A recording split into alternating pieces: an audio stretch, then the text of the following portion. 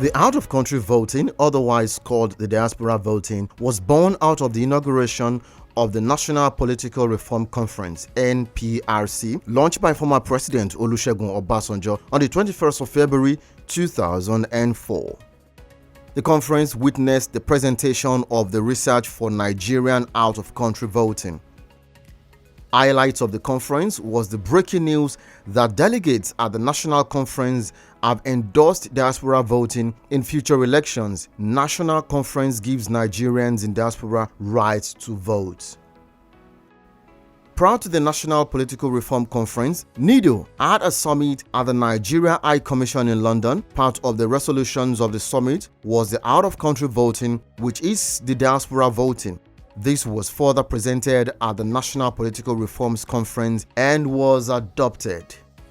Dr. John C. George, a diaspora industrialist and author of the book Nigeria and a Diaspora, Human Capital and National Development, gives his view on the adoption at the conference. The Nigerian diaspora out-of-country voting was addressed actually in my book called Nigeria and her Diaspora. I would encourage all viewers to get a copy of that book and read it, because it throws light on a whole spectrum of views nursed by the diaspora on several issues, including that which we're discussing today, being the diaspora vote. And by the way, anybody who opts to get the book will get it free of charge. I participated in the diaspora deliberations in London prior to the National Political Reforms Conference, and I remember that we were very excited participating in that dialogue that day, or in those deliberations, because we understood the promise that the NPRC bore at the time. And I recall that at the inauguration of the NPRC, it was clear in the minds of everybody to usher in a Nigeria that will be more efficient, that will be more workable. But here we are, 18 years down the line, nothing from that conference has come to pass, unfortunately. Nigeria is still struggling to understand why these people deserve the right to air their views on who rules their country. Given the robust composition of the National Political Reforms Conference (NPRC) that unanimously adopted the notion of diaspora voting, it is ironical that 18 years down the line, lawmakers have yet to pass the bill. The fact that the electoral system, and I would say the electoral system aided by some corrupt legislators, has decided to retain this avoidable disenfranchisement is a dent on Nigeria's reputation. And I would say that out of 216 countries in the world, as of 2018, over 150 of them had clear, unambiguous legal framework on out-of-country voting. So why is Nigeria not among those 151, to be precise? What makes us worse than those other countries? Some legislators try to offer some implausible excuses, like the fact that it's so unwieldy to amend the Section 13 of the Electoral Act, or Section 77 and Section 117 of the Constitution to make this happen. But I can tell you that as of the year 2004, Afghanistan, as a war-torn country at the time, Afghanistan organized for Afghans outside Afghanistan to vote. And let me tell you that to make that happen, it took Afghanistan less than 4 months to make that happen. That tells me one thing. It tells me where there's a will, there is a way. And many have forgotten that these same Nigerians in diaspora that are being denied voting today, they're the same Nigerians that were at the forefront of the war to get rid of military rule. Nigerians in diaspora partnered with several organizations, several pressure groups, and also with NADECO at that time in Nigeria, just to make sure that we have our democracy restored. But today, the same Nigerians in diaspora have been denied the right to cast their vote and just express their right to choose who rules their country. Some have pinned it down to different stakeholders, either not doing what they ought to be doing or are working at cross purposes. The People Assembly interrogates the stakeholders and examines what an ideal partnership is in ultimately securing diaspora voting. We have been fighting for this same issue for years. I mean, even as far back as 2012, I went and made a presentation to the Senate Committee on Constitutional Amendment. They listened and, of course, took no action. But it is important that our leadership listens to this request of Nigerians in diaspora. We usually don't ask for much, but this is important to us. That's why we have been pressing. As a delegate to that 2014 National Conference, we even passed a resolution to that effect to have Nigerians in diaspora vote. And we also passed a resolution to create the Nigerian Diaspora Commission. That has been done, but the opportunity to vote is still being denied us. I think this is going to take an effort by the government, and I would recommend, if possible, bring together a few people from the diaspora community and some of the people in the House or in the National Assembly, so that we can all sit together, reason together, and allay their fears, because they must be afraid of something. That's why they haven't been able to address this issue up to now. But we need to talk together, reason together, and resolve this issue together. Now, as a member of the Georgia House of Representatives, I received votes from Americans living outside of the USA. Securing the Nigerian diaspora voting is a complex task that involves collaborative approach between various stakeholders, both within and outside Nigeria. In harnessing such potentials of these various critical stakeholders, including the executive arm of the government, the National Assembly, Electoral Commission, Nigerian embassies and consulate, our technology partners, and Nigerian diaspora community, among others, of which NIDO must play a crucial and leading role. It is no longer news that there are over 20 million Nigerians in diaspora spread across the continents of Europe, Americas, Asia, Oceania, and Africa. It is also an old news that the Nigerian diaspora community is considered the most educated and rich in financial and human capital. For example, Nigerians in Germany are estimated at 50,000, 500,000 in Ghana, over 500,000 in Italy. US, Canada, and Britain are basically obviously tripling in these numbers. The point here is that Nigerian diaspora that have been remitting huge amounts of financial resources cannot just be pushed aside by the same group of people benefiting most.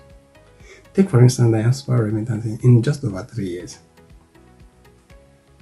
which is 4% of Nigerian GDP and 11 times higher than that of the foreign direct investment. So it was indeed a sad day for over 20 million Nigerians in diaspora when 62 senators and 240 representatives voted against the bill in 2022 to reject diaspora voices in Nigeria. Only 29 senators and 58 members of House of Representatives thought it otherwise. We say a huge thanks to these voices of reason. The diaspora community are certainly doing their part. Recall that the diaspora community efforts under the NIDO worldwide leadership led to the passage of the bill by the 8th National Assembly under the leadership of Dr. Bukara Saraki, then Senate President, and Honorable Dogara Yakubu, then Speaker of the House of Representatives. In March 30, 2027, the Nigerian Diaspora Commission Bill was passed, following the tremendous groundwork done by late Senator Rose Ogu, then Chairperson of Nigerian Senate Committee for Diaspora and Civil Society, and Honorable Rita Oji, Chairperson of Diaspora House of Representatives. And indeed, all the members of the NANS, both the present and the past. Of course, we say thanks to Professor Osimanjo, then the Vice President, who was acting President, who ascended to the bill. So the constitution of NIDCOM board, according to the law, is a very, very big step in naturalizing diaspora voting right. And the political will of executive arms must be put to test this time around to demonstrate a commitment to work actively with the Nigerians in diaspora. We need indeed a collaborative approach between the various crucial stakeholders, like I said, and that also involves the civil society and advocacy groups in raising awareness about the importance of diaspora voting. The Nigerian embassies and consulates that will serve as important hub for diaspora voting, assisting in voter registration, provide information to oversee Nigerians, and facilitate voting processes. We need an approach that will, bring everybody together in considering the argument for the diaspora voting. From a stakeholder's point of view, how can the passage of the bill be strengthened? I believe the bill could be strengthened by visible actions from the side of the diaspora. I believe that there's nothing wrong in peaceful protests. The diaspora should awaken to the fact that we can hold peaceful protests at all foreign missions, all Nigeria's foreign missions around the globe, to make our voices heard. We could protest peacefully at the National Assembly, even at the presidency. And I believe nothing stops us from drumming this everywhere and anywhere, both in Nigeria and in all the countries where we reside, to make sure that we are heard. I think there's a general underestimation of the perception of how grossly displeased that the Nigerian diaspora is about this. And I believe that the proactive voices of other well-meaning legislators joining the likes of Senator Ned Nwoko's campaign on this will also go a long way.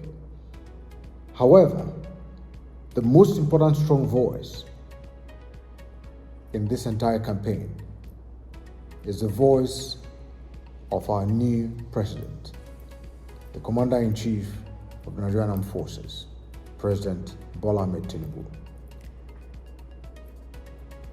He is an ex-diasporan. He has been in our shoes. He understands where these shoes hurt. He has remitted money for years without being given the right to just cast his single vote. He knows how it feels. He knows how it hurts. So I believe very strongly that the voice of our president to support our bid for the diaspora vote is about the strongest voice you can get. And I believe in that magic voice. And if our president hears us at any time, please, we beg of him to make a difference. Let his tenure be a difference for the diaspora vote. And let us have that right to express ourselves at the ballot box, wherever we are in the world. At least let it be in the major countries where majority of Nigerians in diaspora reside. Let us be able to vote in the UK. Let us be able to vote in the US. Let us be able to vote in Canada. Let us be able to vote in Germany and France. We need some cleaning up. I think we need to come together as a true unified force to engage Nigeria. We cannot compromise our stance if we want to change the narratives around the brokenness in Nigeria. We cannot compromise our stance if we want to be taken seriously. We have to be the change we desire, and that starts with being a unified force. We need to come definitely as equal partners to the table to unlock the potentials of this diaspora voting. We need to go back to the drawing board to redefine our engagement as equal stakeholders in the affairs of Nigeria. I believe we need to pause, we need to push the reset button on our current engagement model with Nigeria and demand to have our rightful place on the table of rebuilding Nigeria with our talents and our best-in-class breed of experiences. We need to refine the office of the diaspora. As I said earlier, we need to start working through that office to highlight our demands that Nigeria cannot choose when it's convenient to have diaspora engagement just to boost its GDP with our remittances. We simply have to draw the line that the government of the day cannot choose to have an ATM relationship with us, and we are simply more than a handout. The constitutional procedure of the passage of the bill has suffered some hindrances and setbacks for the past 18 years. The Honorable Representative Gabe Okoye lets us into these hindrances and setbacks from the diaspora perspective. There's been some roadblocks in the constitutional procedures to amend, to get an amendment passed so that Nigerians in diaspora can vote. That is diaspora voting, we call it for short. But where there's a will, there's a way.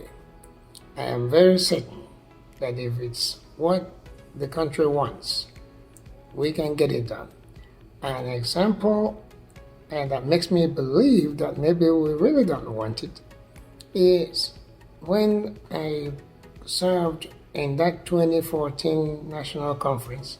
Before I came, we conducted a poll of Nigerians in diaspora asking for the 3 issues that were very important to them so that we can have a compass of what to pursue vigorously during that conference. The 3 issues were diaspora voting, number 1. Number 2 was Nigerians in Diaspora Commission. And number 3 was extending passports from 5 years to 10 years.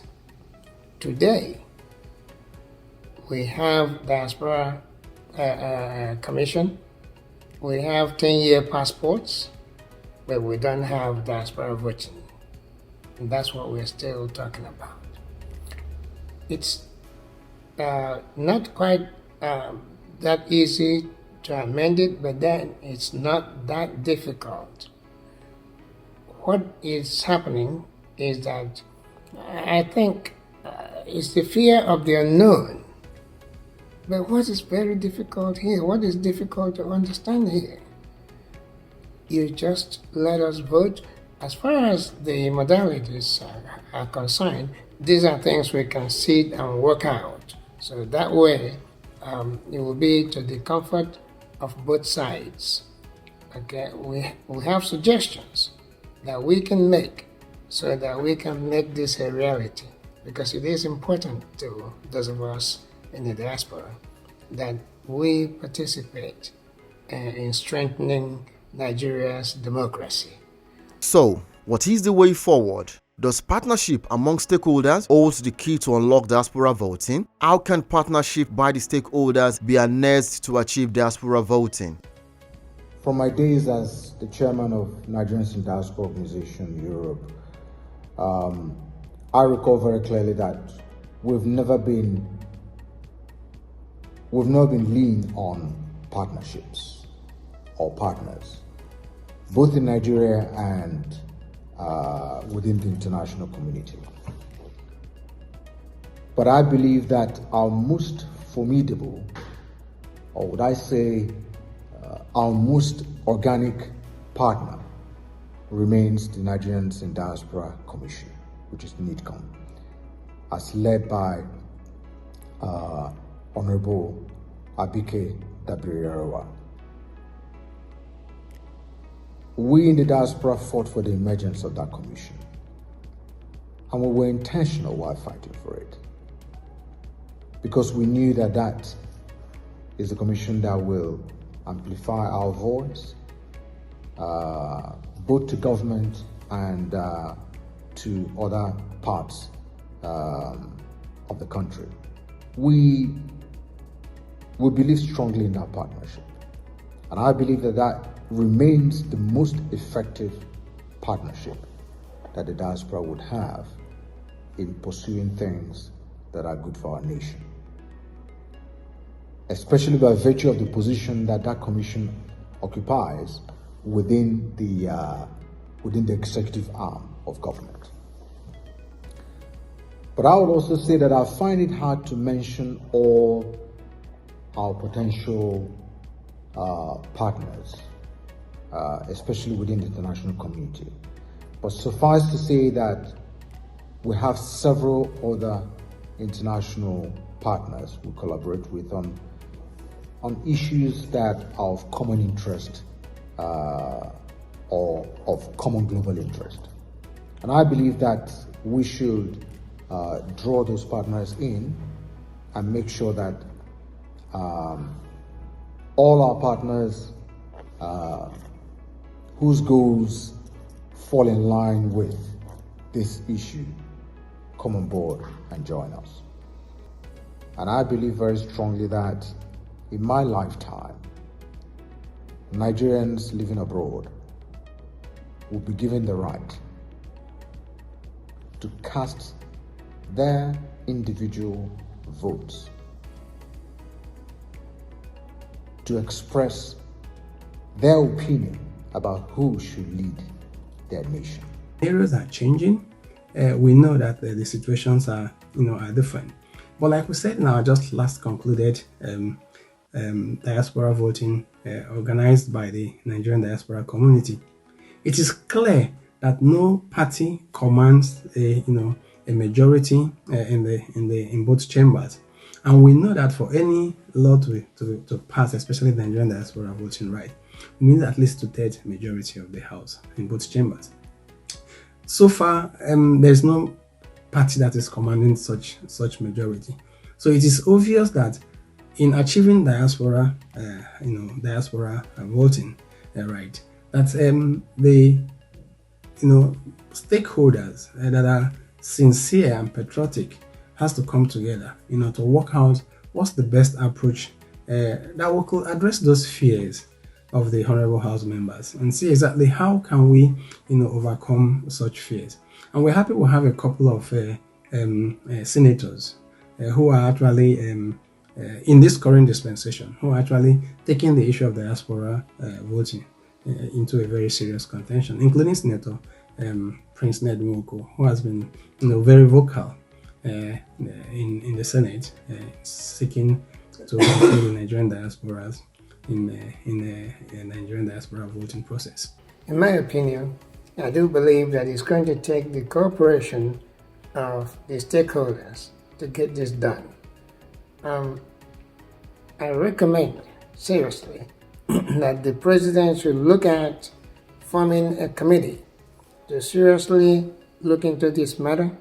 That committee should be made up of representatives from the diaspora community and our National Assembly, because that is one way to allay their fears let's look at it critically and make sure that they understand exactly what it is we're talking about, so that everybody that will act none will act out of ignorance. I think that we need to also look at what the other smaller countries have done with their diaspora voting, and then look at the systems that are available today and take one and adopt it to our own system to make it work. Nigerians in the public service and in leadership should not be afraid of diaspora voting. It only strengthens Nigeria's democracy. I believe we diasporans need some homework to do internally. I think we need some cleaning up. I think we need to come together as a true unified force to engage Nigeria. We cannot compromise our stance if we want to change the narratives around the brokenness in Nigeria. We cannot compromise our stance if we want to be taken seriously. We have to be the change we desire, and that starts with being a unified force. We need to come definitely as equal partners to the table to unlock the potentials of this diaspora voting. Equal partners, and I underscore that, not just partners. We need to go back to the drawing board to redefine our engagement as equal stakeholders in the affairs of Nigeria. I believe we need to pause, we need to push the reset button on our current engagement model with Nigeria and demand to have our rightful place on the table of rebuilding Nigeria with our talents and our best-in-class breed of experiences.